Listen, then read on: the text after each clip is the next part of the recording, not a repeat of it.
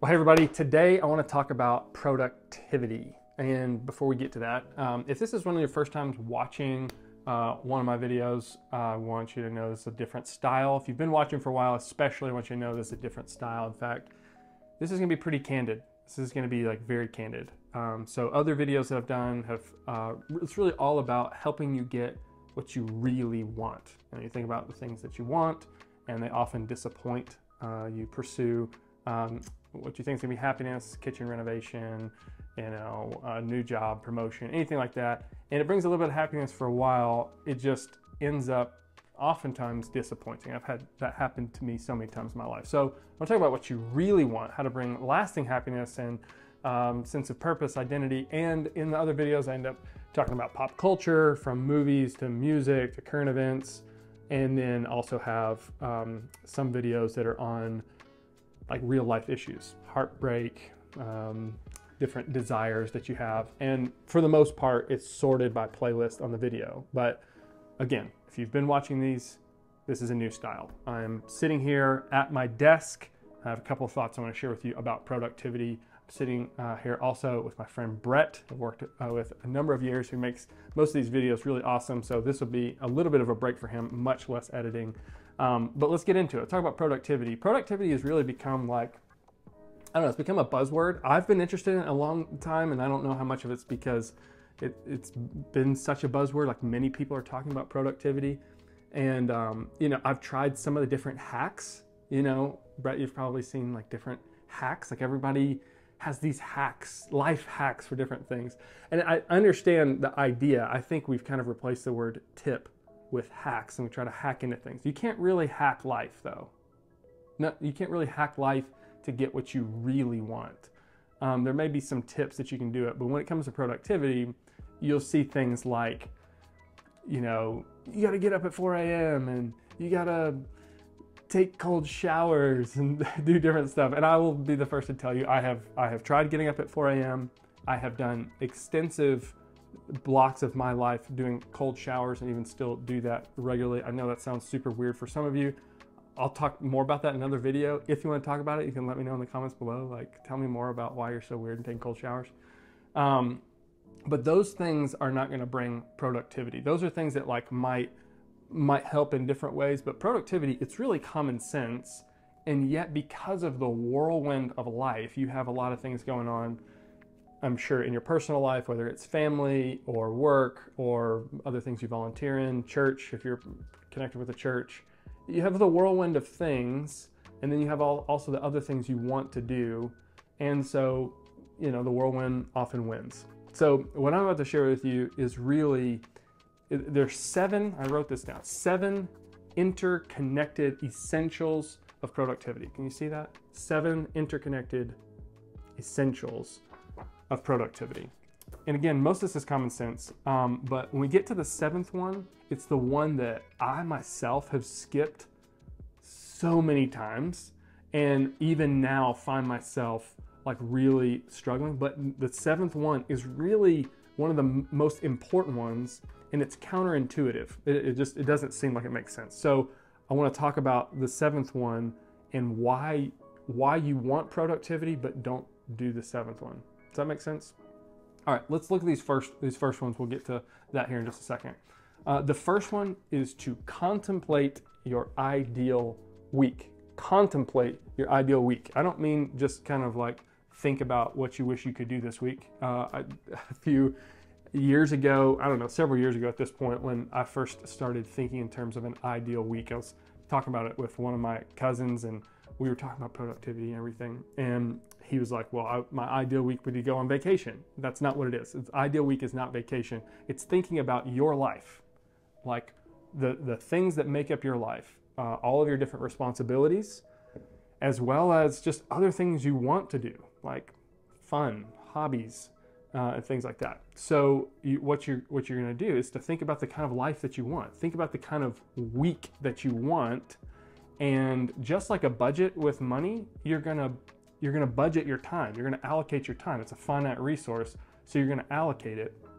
And I'm gonna give you like a little example of what this can look like. I printed out a template, and I'll probably talk more about this in future videos because it has really changed my life and the way that I think about my life. You know, at different points, you know, when you're working, you feel like when you're working, you need to be with your family. And sometimes when you're with your family, you feel like you should be working. It's a tension to manage often. Something like this will help you relieve that tension. The whole point is, what kind of life do you want to have? You know, what kind of life do you want to have? If your whole, you know, day-to-day schedule is just totally filled with work, you know how boring that can be. You know how exhausting that can be. You know, it's even if you like your work, it can wear you out. So again, the first one is to contemplate your ideal week. What kind of week do you want to have? And then consider your responsibilities, consider other things, and then start to, you know, massage that. We'll get into more of that later, but let me give you the second one. The second one is to prioritize efforts.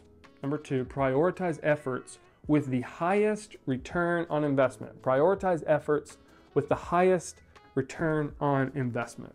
You think about managing your time because it's a finite resource, right?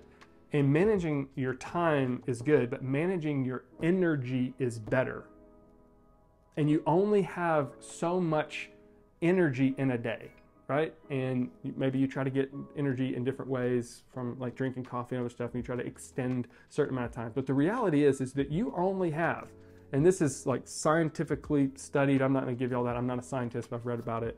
You really only have about 3 to 4 hours at most every single day where your brain is operating at its highest level of efficiency, you know? So you have multiple things to do in a day. So what you want to do is you want to consider, what is the effort in your work life, in your relationships, and other things like that? What is the effort that you put in that's going to bring about the highest return on investment? You juggle a lot of balls. Not all of those balls are equal. Some of them, if you drop them, it's a big deal. Other people are affected.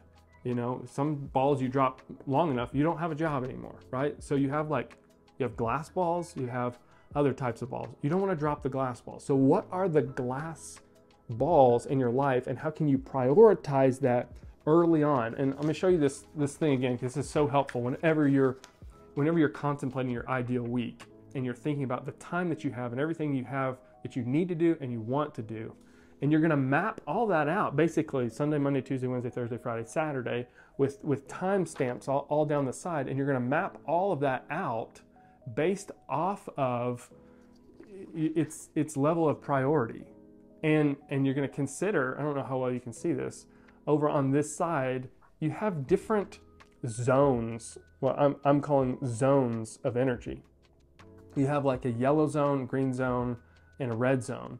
And for me, this is pretty similar to what mine looks like. I wake up in a yellow zone. I'm like not fully operating and firing on all cylinders. But after I've gotten up, moved around a little bit, I have a cup of tea, I end up moving into my green zone, and like that's like super good. So anyway, my point is you want to prioritize any efforts that bring the highest return on investment. And for me, a lot of what I do is content writing, and not just for YouTube and social media by any means. But I have groups of people that depend on me to share information. And so if I don't do that work early on in the morning, I'm just not as efficient at it later in the day. Does that make sense? I'd love to know how you manage your day, but you have a good system for that. Again, let me know in the comments below, because I'd love to talk with you more about it. But from here, you really have to make a schedule. Number 3, make a schedule and make it visible. Make a schedule and make it visible. Again, coming back to this ideal week, if I can pick it up here. Coming back to this ideal week here, you're gonna block off time. And I have a couple color codes. Is that what you call that? Color coding. I have personal, like things that's just me that I want to put on here. I have family, you know, a wife and 4 kids, and so like a lot of my week, I want to make sure I'm spending time with my family. Work, You can use whatever color you want. Work is blue for me, and so like I'll map out my work, and then I have kind of an other category that's like, it's not really about me, it's not really about my work, it's not really about my family, it's just like other stuff that has to get done, like commuting or volunteering somewhere or whatever you want. Again, what you're doing with this one is you're making a schedule and you're making it visible. So you want to take all of that work and block it off on the day that you do it, at the time that you should do it. And then you want to have either a printout like this. I'll show you an example of what it can look like in just a second. You want to have a printout like this, or I like using Google Calendar. If you don't use Google Calendar, you may be more like my wife, who enjoys like a physical calendar. Brett, you like a physical calendar too. You like paper and pen. I love paper and pen. I keep paper and pen near me. But when it comes to my schedule and it comes to my ideal week, I want to try to create almost the same day every single day to ensure that I'm getting my most important work done, and scheduling other things that are important. So by the end, it might look something like this. This is not my ideal week. This is just an example of what yours could look like. You've got your personal time. Maybe you get up and work out in the morning. You got some time with family. You're getting kids to school or whatever. You got to commute to work. You've got your work, and then you're gonna plan your highest return on investment time right in the morning, and you're gonna have this schedule. Make a schedule and make it visible where you can see it to make sure you stay on task. Because as we talked about, the whirlwind of life, it's gonna come and it's gonna try to take away. This is about getting that work done so that you can have the kind of life that you want. Okay, so is this making sense so far? Number 4 in these 7 essentials, interconnected essentials for productivity. Number 4 is to minimize distractions for maximum focus. Minimize distractions for maximum focus. I have one screen right now. I started my career in public accounting, and I had 3 different screens. And it made sense for a lot of the work that I was doing. But oftentimes on one of the screens, I would just like have email open or like a chat box open with my team. And throughout the day, you've got emails that are kind of coming in. You've got, people who are writing dumb stuff in the chat box, because oftentimes people don't really use that for work. And so you're trying to do your work, and then you've got this coming in, and then you got your phone buzzing. You got people walking by, and I don't know where you work. I mean, I feel fortunate enough to have an office. I can close a door, and that's great. Maybe you don't have that. Maybe you sit in a cubicle, or you're at work. Either way, the whole point, you have a lot of distractions. And to be as productive as you can, you've got to minimize those distractions. So one of the best things that I do, coming back to this calendar, and again, this is all common sense, but you need to follow through with it, is in your highest return on investment time, especially in that time. You've got to protect that time. Get out your phone, put it in focus mode. You can set it in advance where only certain calls or texts come through. So like basically my wife is the only person that can contact me during that time. I try to close out of email.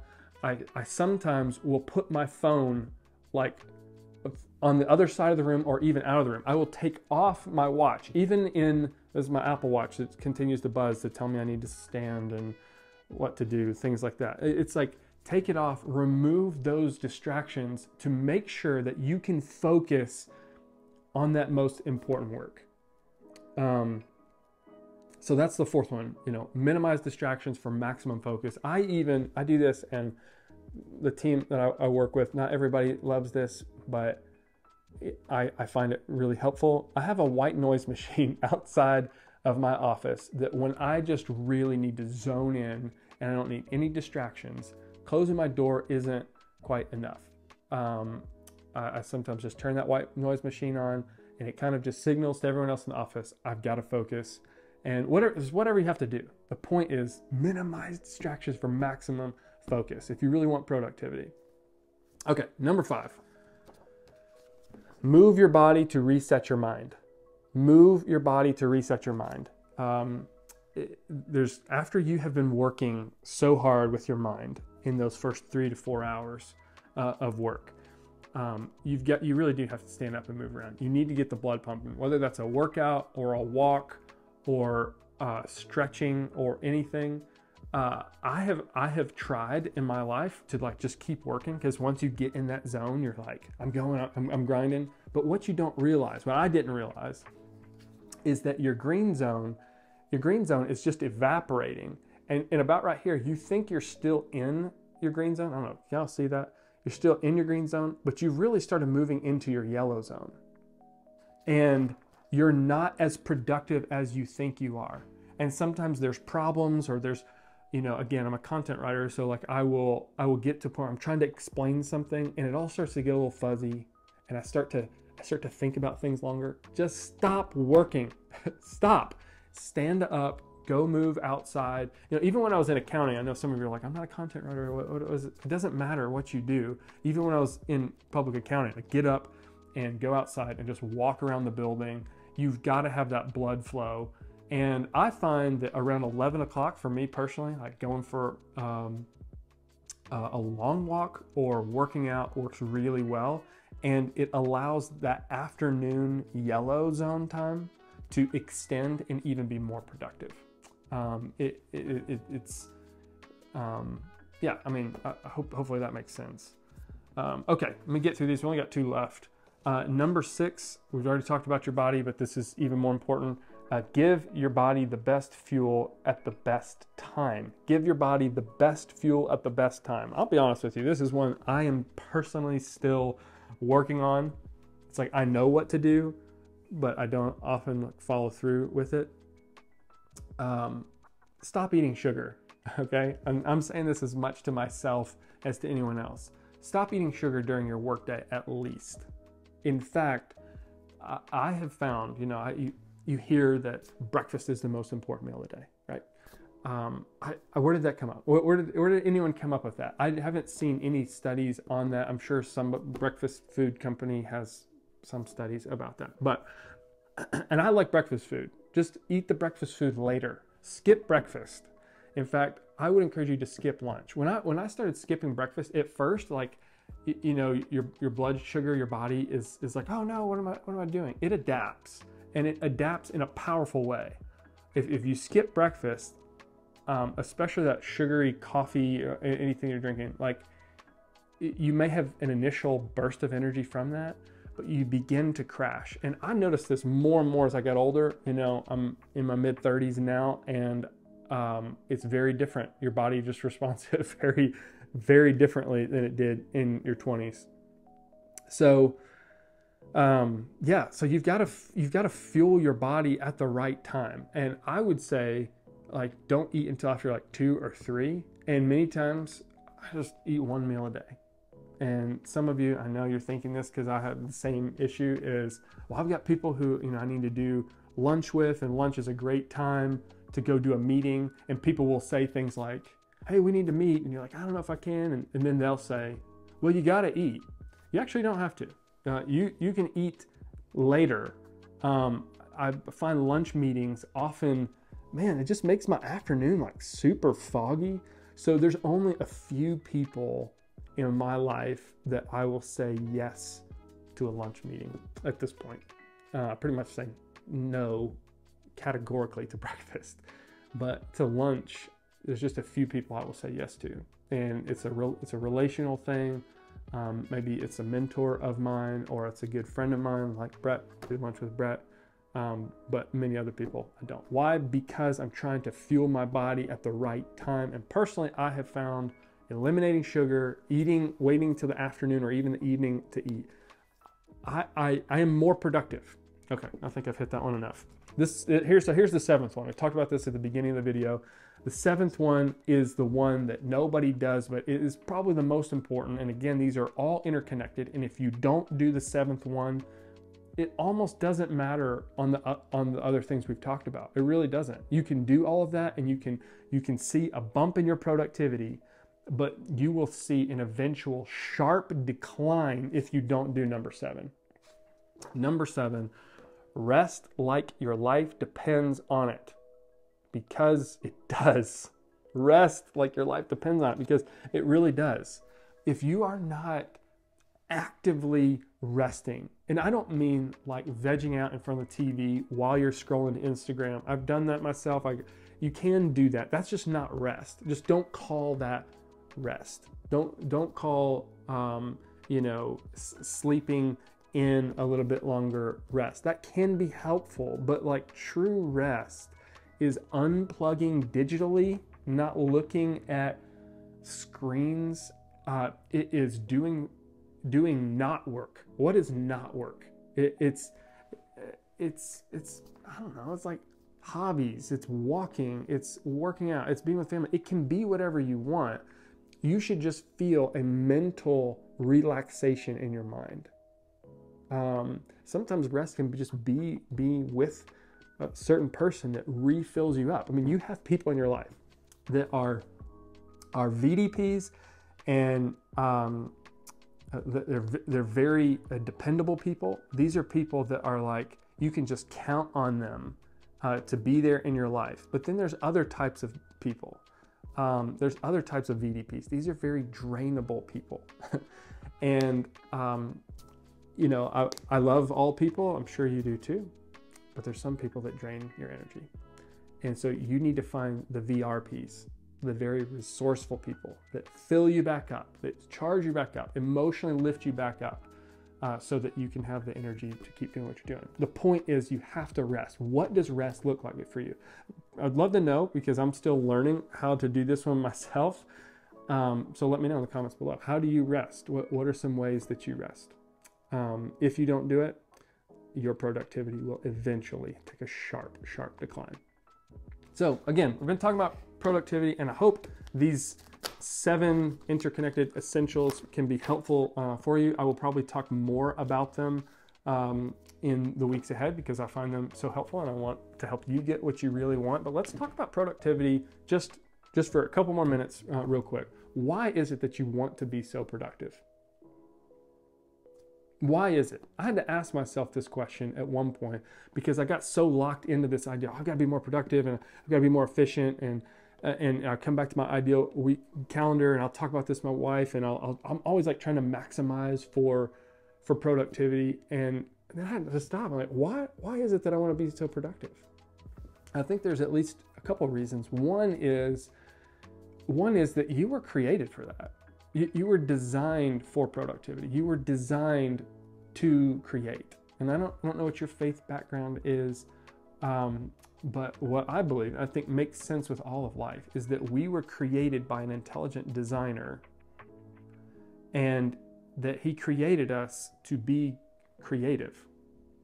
And in your life, you want to build, you want to plant, you want to make progress. You want to take things that are out of order and put them in order. You want to organize things. So there's different ways of creating, but one of the reasons you want to be productive is because you're just kind of wired for it. The danger is, and this is personal experience here, is you get so locked in on being productive, and you pursue it so much because you think you're filling, you think it's going to get you to where you want to go, but it doesn't actually get you there.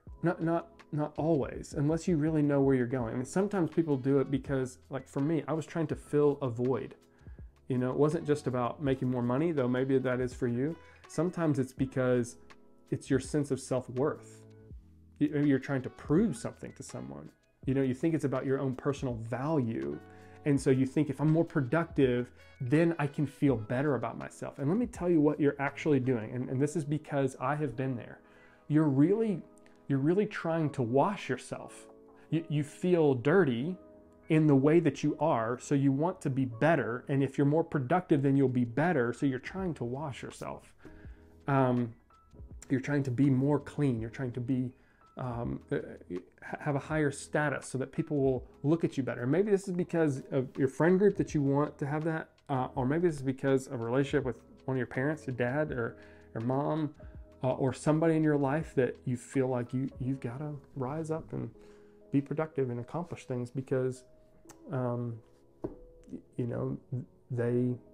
look down on you, or you felt like they did anyway. Does that make sense? So I want to give you these gifts, what I think are gifts, helpful ways of being productive, because it's how you were wired. And in the same way, I want to make sure that you understand why it is that you want to be so productive, why it is that you might not be resting. And it's because maybe you, like me, you try to fill a void in your own heart. And let me just tell you, there's only one person in this world that can fill that void. It's Jesus Christ, who came to earth, and he took all of the dirtiness of my life and your life, all of our sin, and he took it upon himself if we choose to. And he gave us all of his perfection, all of his cleanness, all of his perfectness. And that's available to you. And so if you're still watching this video at this point, this is what it's really all about. I want to help you be productive because it's how you're designed. In the same way, I want to help you understand why. And that to get what you really want in life, you need to have a relationship with Jesus. He's the only one. So if you want to learn more about that, I'd really love to talk with you more about that. You can just go to HoustonOliver.com and go to the tab that says Jesus. Click on that, and I'd love to talk with you more about it. But anyway, I hope this video has been helpful. And if it has, let me know in the comments below. Hit the subscribe button, hit the like button, and I'll know to do more videos like this, because it's really all about helping you get what you really want.